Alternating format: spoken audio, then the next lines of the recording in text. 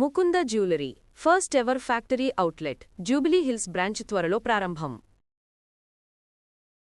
Suman TV ప్రేక్షకులకు నమస్కారం. మనతో పాటు ఉన్నారు కేరళ నాడీ శాస్త్ర నిపుణులు బ్రహ్మశ్రీ రాజన్ నంబోద్రి గురుస్వామి గారు. వారితో మాట్లాడి 2026వ సంవత్సరం ద్వాదశ రాసుల వారి రాశి ఫలాలు ఎలా ఉండబోతున్నాయో తెలుసుకుందాం.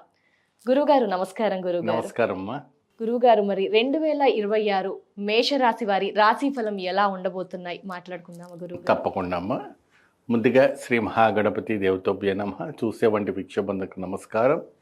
అందరికీ మంచి జరగాలి, నూతన సంవత్సర శుభాకాంక్షలు తెలియజెప్పుకుంటూ మరియు 2026వ సంవత్సరంన ఆ సంవత్సరం మూడు కూడా ఉండేవంటి మేషరాశి గురించి మనం మాట్లాడడానికి పోతున్నాం.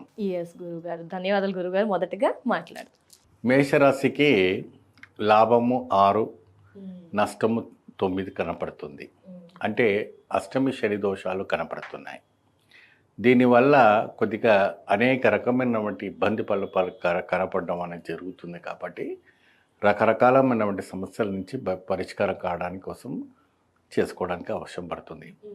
మరి దీంట్లో అనేక రకమైనటువంటి ఉద్యోగ రంగంలో ఉన్న వాళ్ళు కానీ, ఐటీ రంగంలో ఉన్న వాళ్ళు కానీ, వ్యవసాయ రంగంలో కానీ, రకరకాలుగా సినీ పని మీడియా ఉన్న వాళ్ళు కానీ, మీరు అన్నట్టుగా సినీ పరిశ్రమలో ఉన్న వాళ్ళు కానీ, అడ్వకేట్స్ కానీ ఏమండి, మరి పోలీస్ రంగంలో ఉన్న కానీ అందరికీ కూడా వివిధ విధానంగా ఒక్కొక్కరికి ఒక్కొక్క రకంగా కనపడుతుంది. ఇందులో ప్రత్యేకంగా పురుషులకి స్త్రీలకు కూడా వ్యత్యాసాలు కనపడుతూ ఉంటాయి. పురుషులకి స్త్రీలకు కూడా డిఫరెన్స్ కనపడుతుంటాయి. సో ముందుగా మనం మాట్లాడకపోయేది వ్యవసాయ రంగానికి. ఓకే గురువు గారు. వాళ్ళకు వచ్చేసి ఆదాయం కూడాను చాలా నష్టంగా కనపడుతూ ఉంది. కొద్దిగా పెట్టుబడి ఏదైతే ఉందో కొద్ది గట్టిగా ఆలోచించుకొని పెట్టుకుంటే కొద్ది బాగా లాభదాయకంగా రావడానికి అవకాశం ఉంటుంది. సో ముందుగా వాళ్ళు ఏదైతే పాడి పంట తలుచుకుంటున్నారో ముందుగా దాని ప్రకారంగా వాళ్ళు ముందు ఆలోచించుకొని జాగ్రత్త పడితే సరిపోతూ ఉంటుంది ఈ మేషరాశి వాళ్ళు వ్యవసాయ పరంగా.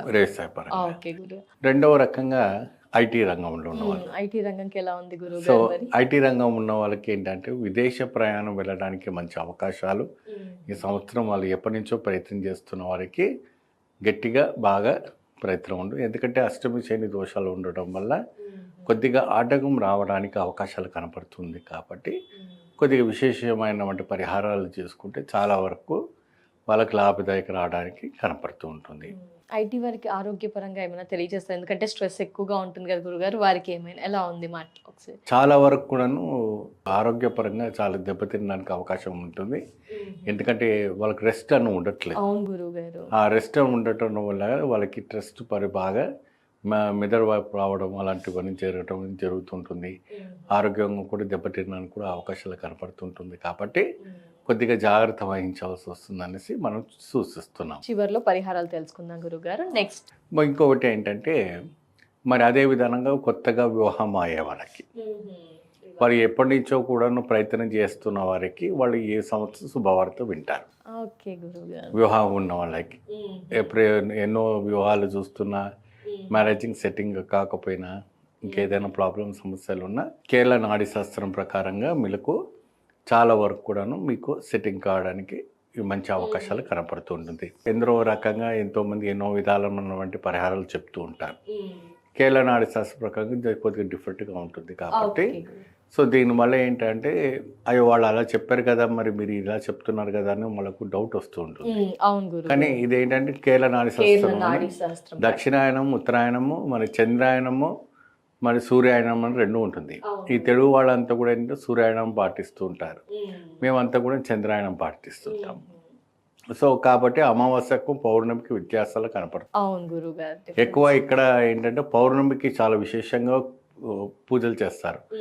అక్కడంతా కూడా అమావాస్యకు ప్రాముఖ్యత ఇస్తారు. సూర్యాయనం అంటే అమావాస్యకు ప్రాముఖ్యత ఇస్తారు. కాబట్టి ఆ ఒకటి ముందు పెట్టుకొని మనం మాట్లాడుతున్నాం అన్నట్టు. కేరళ నాడీ శాస్త్రం మనం తెలియజేస్తున్నాం. ఇప్పుడు నెక్స్ట్ ఏంటంటే సంతానం గురించి కూడా అదే విధానంగా ఉన్నటువంటి పరిస్థితి. వాళ్ళు ఎప్పటి నుంచో కూడాను సంతానం గురించి గట్టిగా వాళ్ళు ప్రయత్నం చేస్తున్నప్పటికీ సంతానం ఉద్భవం కాకపోవడం వల్ల చాలా నిరాశపడుతూ ఉంటుంటారు. కానీ ఈ సంవత్సరం వాళ్ళు శుభవార్త వినడానికి అవకాశం ఉంటుంది. సో ఏదో రకమైనటువంటి ట్రీట్మెంట్ ద్వారా వాళ్ళు శుభవార్త వినడానికి మంచి అవకాశం అనేది మనకి కనబడుతూ ఉంది. సో వాళ్ళు ఏదో రకంగా మొత్తానికి మొత్తం సంతానాన్ని కనుక్కుంటారు. పిల్లలు కలుగుతారు 2026 మేషరాశి వారికి. ఎడ్యుకేషన్ పరంగా ఇప్పుడు 10th ఉన్నది, మళ్ళీ ఇంటర్ ఉన్నారు, ఫైనల్ ఇయర్ డిగ్రీస్ ఉన్నారు, ఇంజనీర్స్ ఉన్నారు, ఏమా మరి రకరకాలుగా అందరూ ఉన్నారు, ఎంఎస్ చేయడం కూడా ఉన్నారు. సో వాళ్ళకంతా ఒక భయమాందోళన పట్టుకుంది.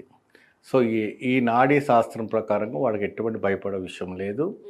అందరూ కూడా దిగ్విజయంగా పాస్ అవ్వడానికి అవకాశాలు కనపడుతూ ఉంది. సో ఏదైనా కూడాను ట్రస్ట్, నమ్మకం అనేది చాలా అవసరం. ఆ భగవంతుని పైన నమ్మకం పెట్టుకొని చక్కగా ముందు అడుగు పెడితే ఫస్ట్ క్లాస్గా పాస్ అవడానికి అవకాశాలు కనపడతాయి. విద్యాపరంగా కూడా పిల్లలకి బాగుంటాయి. 10th కానీ మిగతా ఎవరికైనా కూడా వాళ్ళకు కూడా కొన్ని పరిహారాలు ఉన్నాయి. వాళ్ళు చక్కగా అందరికి కూడా ఓవరాల్గా ఒక పరిహారం ఉంటుంది. ఆ పరిహారం చివరికి చెప్తాను. అది ఆ రకంగా చేసుకుంటే ఏ ఆలయ దర్శనం చేసుకోవాలి, ఎటువంటి దీపం పెట్టుకోవాలి, ఎటువంటి ప్రసాద నైవేద్యం పెట్టుకుంటే వాళ్ళకి సక్సెస్ఫుల్ ఉంటుందని మనం చివరిలో మనకు మాట్లాడడం అనేది తెలుస్తుంది. గురుగారు, ఇందులో మనము భార్యాభర్తల గురించి కూడా తెలుసుకుందాము గురుగారు. మేషరాశి వాళ్ళు భార్యాభర్తలు చాలా, వారి గురించి కూడా తెలియజేస్తారా గురుగారు? ఇప్పుడు ఎక్కువ శాతము డైవర్స్ అనేది చాలా ముందు అవుతున్నాయి. మ్యారేజ్ అయ్యే 3 నెలలకి డైవర్స్, వారం 15 రోజుల్లో డైవర్స్, ఏమండి ఈ రకంగా కలగడం అనేది జరుగుతూ ఉంటుంది. సో దీనివల్ల చాలా టెస్ట్ పడిపోతున్నారు వాళ్ళు, చాలా ఒత్తిడి అనేది చాలా వరకు పడిపోతుంది. కాబట్టి వీళ్ళకందరు కూడా పరిహారం అనేది చేసుకుంటే సరిపోతుంది. కొంచెం అటు ఇటుగా అలా ఉన్నాయి, ఇలా ఉన్నాయా గురువు గారు? అలా ఉన్నాయి, ఇలా ఉన్నాయి. సో కాబట్టి ఇలాంటి వాళ్ళకందరూ కూడా ఒక పరిహారం చేసుకుంటే చక్కగా బ్రహ్మాండమైన ఉపాసన అనేది జరుగుతుంది. ఓకే గురుగారు, మరి అలాగే బిజినెస్ స్టార్ట్ చేయాలి అనుకుంటారు, అలా వారికి పెట్టుబడులు పెట్టాలనుకుంటారు మేషరాశి వారు, ఆడ కానీ మగ, వారికి బిజినెస్ పరంగా స్టార్ట్ చేయాలి, ఎలా ఉంది గురువు గారు వాళ్ళకి? ఇప్పుడు ఏమాత్రం కూడా ఈ సంవత్సరం అంతా కూడా కొద్దిగా అష్టమ శని ఉంది కాబట్టి కొద్దిగా ఏదైనా చూసి చేసుకుంటే సరిపోతుందమ్మా. కొంచెం చూసి ఆచితూచి అడుగు వేయాలి అంటారు గురుగారు. మరి ఇంకా ఏమైనా ఉన్నాయా గురువు గారు? వీళ్ళ ప్రత్యేకమైన పరిహారాలు మేషరాశి వారు 2026లో చేయాల్సిన పరిహారాలు, ఆరాధ్య దైవం కానీ అమ్మవారికి కానీ ఎలా, ఏంటి ఆ వివరాలన్నీ కూడా తెలియజేయండి. తప్పకుండా. వీళ్ళు ఏంటంటే ప్రత్యేకంగా అమ్మవారు కనకదుర్గాదేవికి ప్రతి రావు కాలంలో మంగళవారం రోజున నిమ్మకాయ దీపారాధన ఈ సంవత్సరం పొడుగునంతా ఉన్న ప్రతి రావుకాలంలో దీపారాధన పెట్టుకోవాలి. స్త్రీ అయినా పురుషులైనా వాళ్ళకి ప్రత్యేకమైనటువంటి అద్భుతమైనటువంటి ఫలితాలు రావడానికి జరుగుతుంటుంది. పెట్టిన తర్వాత నైవేద్యం వచ్చేసి గుడాన్నం పెట్టుకోవాలి.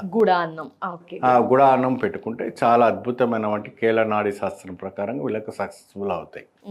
నైవేద్యం అమ్మవారికి నిమ్మకాయ సమర్పించుకుంటే సరిపోతుంది. సంవత్సరం మొత్తం చేయాల్సి ఉంటుంది మేషరాశి వారు, ఆడైనా మగైనా. ధన్యవాదాలు గురువు గారు. 2026 మేషరాశి వారికి పరిహారాలు తెలియజేశారు.